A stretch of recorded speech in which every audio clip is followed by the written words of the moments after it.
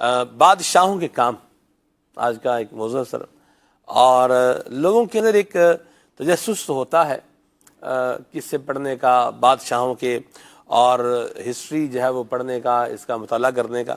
تو آپ کیا فرماتے ہیں؟ سب سے پہلے تو ہم اسی پر آ جائیں کہ صرف اور صرف ایک جسے یوں بولیں کہ حظ نفس کے لیے، اپنے ایک دل کی تسکین کے لیے بول لیں آپ، یا ایسی بعض لوگ انٹرسٹ ہوتا ہے اور یوں ہسٹری وغیرہ، تاریخ وغیرہ مختلف بادشاہوں کی پڑھتے رہتے ہیں یا کہانیاں پڑھتے رہتے ہیں. کیا کہیں گے آپ اس پر؟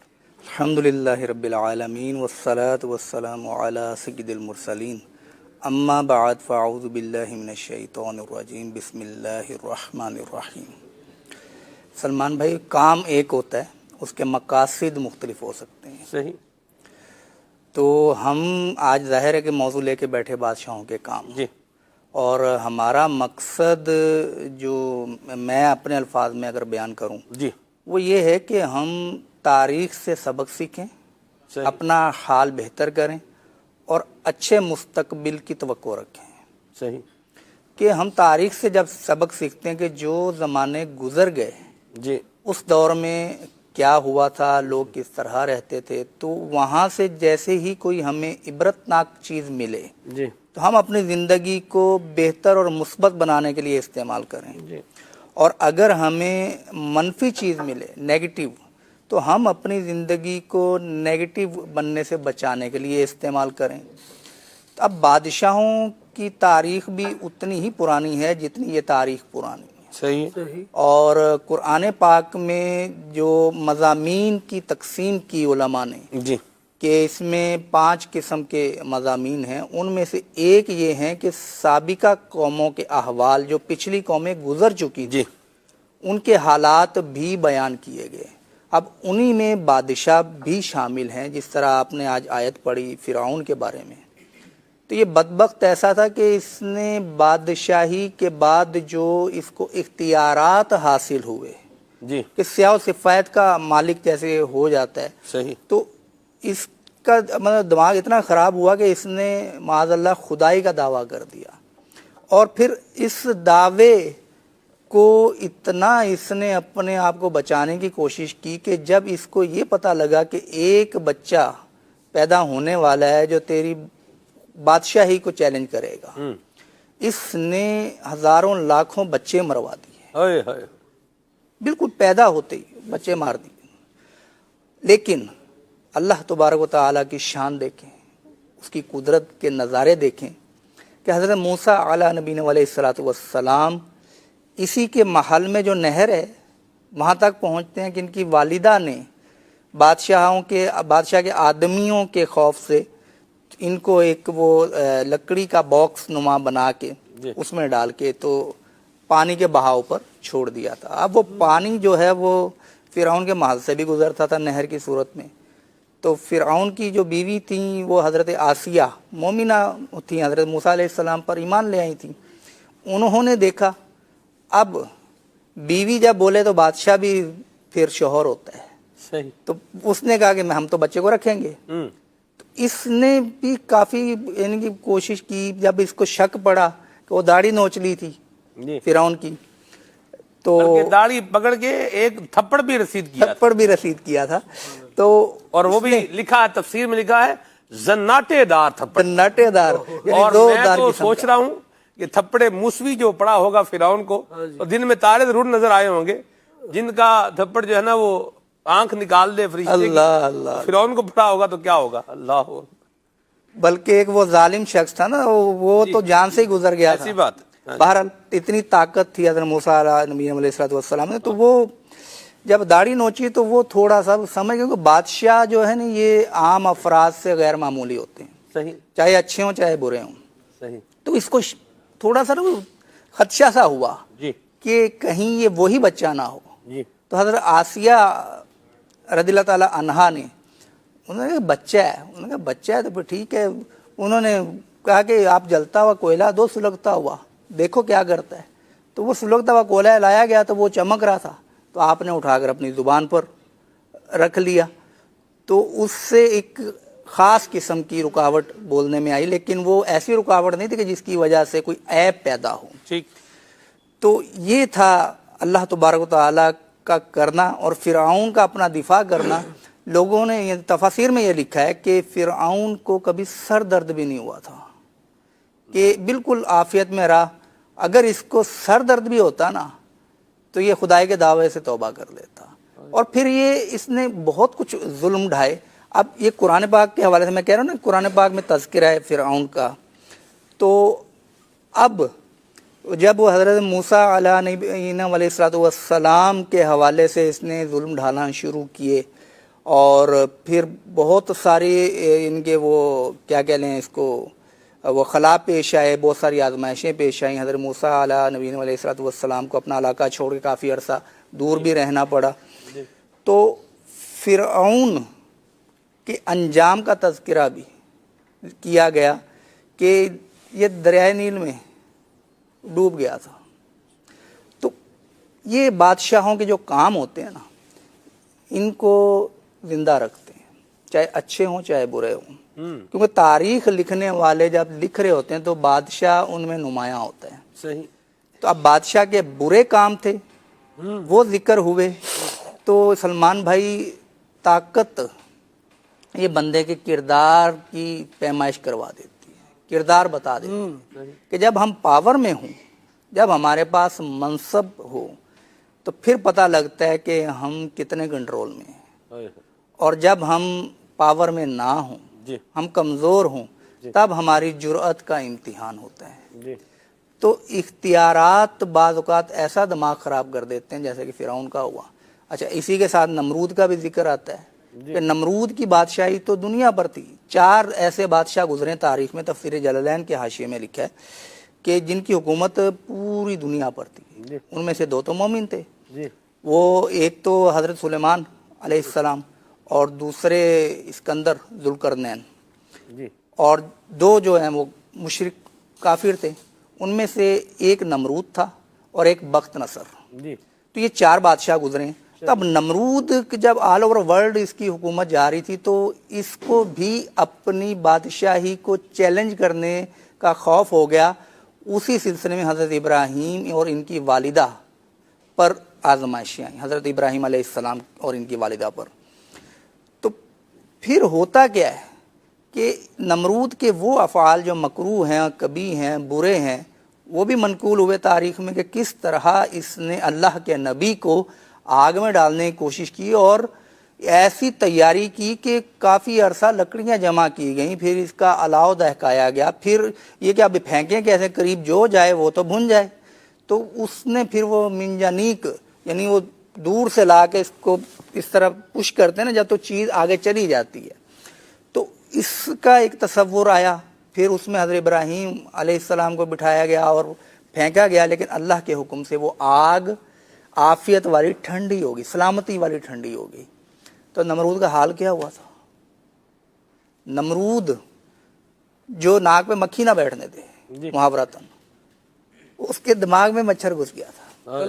اچھا, اس سے پہلے کا واقعہ بڑا دلچسپ لکھا ہے کہ فرشتہ رب تعالیٰ کی بارگاہ سے بھیجا گیا جس نے اس کو پیشکش کی کہ تمہاری بادشاہی قائم رہے گی, تم اللہ پر ایمان لے ہو. اس نے منع کر دیا,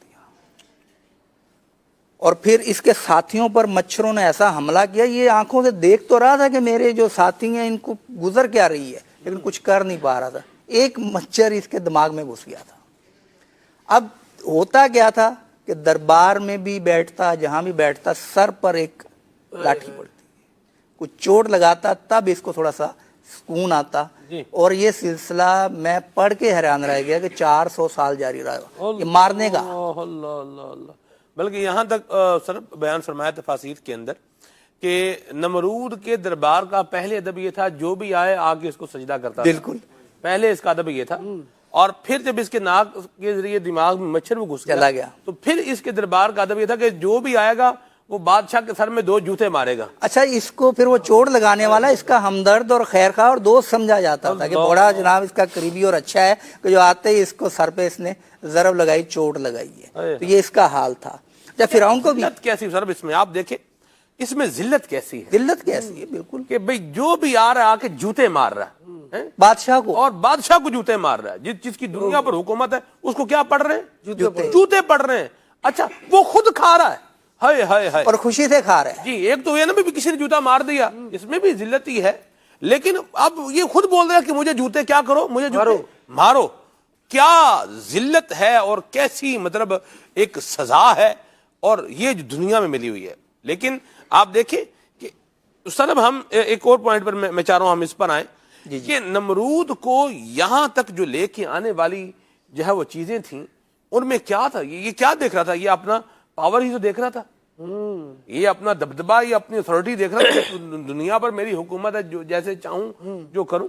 तो ये जो पावर है या जो दबदबा है, जो इख्तियार है, ये अगर किसी बंदे के पास आ जाए ना जी, तो फिर उसे इसके जो नेगेटिव इसके इम्पैक्ट्स हो सकते हैं, उनसे बचने की कोशिश भी करनी चाहिए। बहुत खतरनाक आज हम देखते हैं उस्ताद साहब, जमाने के अंदर एक गांव है, उसमें अगर किसी के पास कोई इख्तियार है तो वो क्या करेगा? वो जो गरीब आदमी है उसको मतलब कभी जूते मरवा रहा है, कभी उसको कान पकड़वा रहा है, कभी क्या कर रहा है, ठीक है जी। भट्ठा किसी ने बनाया हुआ है, ईंटें सनत जनाब ब्रिक्स बना रहा है, तो क्या किया हुआ है भाई, वो जो मजदूर फैमिली है सारी, वो उनको यूं मतलब अपना कैदी बना के रखा हुआ है इस तरह के। बल्कि यहाँ तक भी जो है ना वो बातें सुनने में आती हैं, लोग जुल्म करते हैं कि उनके बच्चों को भी जो है ना वो फिर अपने पास ही रखते हैं और उनको ना पढ़ने देते हैं, ना उनको सीखने देना। यानी इनकी हालत साहब, जो मेरा भी ताल्लुक एक देहात इलाके से है, तो हमने जो उधर एरिया में चीज़ देखी है कि इनके बच्चों को ना दीनी तालीम होती है, ना दुनियावी तालीम होती है। और मैंने यहाँ तक देखा साहब, गधे के ऊपर एक छोटा सा बच्चा जो है ना वो भी बैठा हुआ है सारा अपने बाप के, मतलब वो भी जा रहा है। ये क्या कहेंगे इसके ऊपर कि भाई अगर इख्तियार मिल गया तो अल्लाह के बंदों को अल्लाह का खौफ भी करो, जुल्म तो ना करो। तो इसमें ये कि इख्तियार मिलने पे मैंने अर्ज किया ना कि बंदे के किरदार की पता चल जाता है कि कैसा है। ये इख्तियार जो आपके पास है वो थोड़ा है। आपका इख्तियार एक मोहल्ले पे चल जाएगा, एक गांव पे चल जाएगा, एक आबादी पे चल जाएगा, एक शहर पे चल सकता है। लेकिन वो लोग जिनका इख्तियार मीलों हजारों लाखों मील चलता था जी, जब उन्होंने रब ताला की नाफरमानी की, जब उन्होंने जुल्म ढाए, उसके बाद उनके साथ हुआ क्या, ये अंजाम तारीख में इसलिए भी महफूज है कि हम इससे इबरत पकड़ें। और अपने पास जो इख्तियारात हैं, कम अज कम इख्तियार आपको घर में तो होता है ना, खानदान में भी होता है, तो उस इख्तियार को आप अल्लाह व रसूल के दिए हुए फरामीन के मुताबिक इस्तेमाल करेंगे तो वो इख्तियार आपके लिए अच्छा ही बन जाएगा। और अगर आप इसको मनफी मानों में इस्तेमाल करेंगे, नाफरमानी में इस्तेमाल करेंगे, तो ये इख्तियार वबाले जान बन जाएगा। फिरौन को भी पेशकश हुई थी कि तुम्हारी बादशाही कायम रहेगी, ऐसी बात तुम ईमान ले आओ। अब फिरौन ठीक है, उसका भी फैसला था, लेकिन उसको मशवरा देने वाला जो था ना, उसका वजीर था हामान। तो फिरौन को जब पेशकश हुई और मुफस्सिरीन ने लिखा कि ये थोड़ा सा खामोश हुआ, लगता था कि ये ऑफर कबूल कर लेगा, इस तरह का कोई था। लेकिन हामान ने फौरन कहा कि नहीं, आप तो जनाब बादशाह हैं, आप क्यों माता हाथ हो। इस तरह हामान के मशवरे पे चला और अपना भी ज़ाहिर है कि इसका कसूर तो था, फैसला तो इसी ने करना था। और फिर अंजाम क्या हुआ। तो हम अपने मुशीर भी अच्छे रखें, इससे सबक मिलता है कि अगर हम रब ताला की फरमाबरदारी की तरफ जा रहे हैं तो हमारे इर्द गिर्द जो मशवरा देने वाले हैं, उस काम को हमने बेहतर तरीके से करना कैसे है, वो हमें अच्छे मशवरे दें। और अगर आप जैसे मशवरे देने वाले रखेंगे, नेगेटिव मशवरे वाले और नाफरमानी वाले, वो आपको बताएंगे या आप ये काम तो जनाब बड़ा मजा आता है इसमें, ये है वो है गुनाह का काम। अब मुशीर आपने रखे हुए वैसे ही, तो वैसा ही आपका काम होगा। जैसे कहते हैं ना कि जैसा बंदा, जैसे उसके मुशीर होते हैं, जैसे मशवरा देने वाले होते हैं, जैसी सोहबत होती है, वैसे ही उससे अफ़आल सरजद होते हैं। तो बादशाहों की वो बात चल रही थी, मैं आखिर पे ये बात कंक्लूड कर दूं। उस पे ये है कि बादशाहों की कहानियों में दिलचस्पी तो बहुत है। सही। उसमें बच्चे जो होते हैं वो उन्हें कहना बादशाही कहानी सुनाते हैं जी, तो बड़े शौक से, हाँ सुनाओ सुनाओ सुनाओ, अच्छा पहले ये काम करो, काम भी कर डालेंगे, अब बादशाही कहानी सुनाओ। एक बादशाह था तो वो जा रहा था जंगल में, इसके बाद रोक दें आप, वो कहेंगे बाबा आगे सुनाओ, نہیں پہلے کھانا کھاؤ پورا, کھا لیں گے. کیا بات. تو اتنی دلچسپی ہوتی ہے. لیکن المیہ یہ ہے سلمان بھائی کہ ہمارے یہاں بادشاہوں کی سچی جھوٹیاں کہانیاں تو بیان کر دی جاتی ہیں, اس میں سبق آموز بھی ہوتی ہیں, لیکن اس سے جو پہلو لینا ہے جی وہ نہیں لیا جاتا. وہ میرا یہ میں نیت کر کے آیا تھا کہ ہم وہ پہلو لیں گے کہ جن بادشاہوں کے نیگیٹو کام سامنے آئیں گے, ہم اپنی زندگیوں کو, اپنے مدنی چینل کے ناظرین کو یہی ترغیب دیں گے, اپنی زندگیوں کو بھی اس رخ ڈالیں گے کہ ہم ان برائیوں سے بچیں. واہ سبحان اللہ, بڑی زبردست گفتگو فرمائی استاد صاحب. اور بڑی غور طلب بات ہے کہ دیکھیے جتنی ان لوگوں کے پاس طاقت تھی, اتھارٹی تھی, اتنی ہم میں سے تو کسی کے پاس بھی نہیں ہوگی نا. بہرحال کچھ نہ کچھ اختیار بننے کے پاس ضرور ہوتا ہے, اور کچھ نہ کچھ افراد انسان کے زیر سایہ ہوتے ہیں. دیکھنے اور غور کرنے کی بات یہ ہے کہ ہماری سرپرستی میں جو لوگ ہیں ہم ان پر ظلم و جبر کر رہے ہیں, ان کی زندگیاں مشکل بنا رہے ہیں, ان کے لیے پرابلمز جو ہے وہ کھڑی کر رہے ہیں. وہ لوگ ہمارے ساتھ انکمفرٹیبل ہیں یا کمفرٹیبل ہیں. اس کا اندازہ کیسے ہوگا؟ اس کا اندازہ اس طرح ہوگا کہ میرا جو انداز ہے, میرا جو طریقہ ہے, میں ایز اٹ از یہ انداز, یہ طریقہ کنسیڈر کروں کہ میرے ساتھ بھی ایسا ہی ہو تو مجھے کیسا لگے گا؟ اچھا لگے گا سو ویل اینڈ گڈ ہے, اوکے چلتے رہے. اور اگر اچھا نہیں لگے گا تو اس کو تبدیل ہونا چاہیے, اور برائی کی جگہ اچھائی کو جو ہے وہ آ جانا چاہیے. ایک بات تو یہ ہوگی. خالد بھائی کی طرف جو ہے نا وہ اب ہم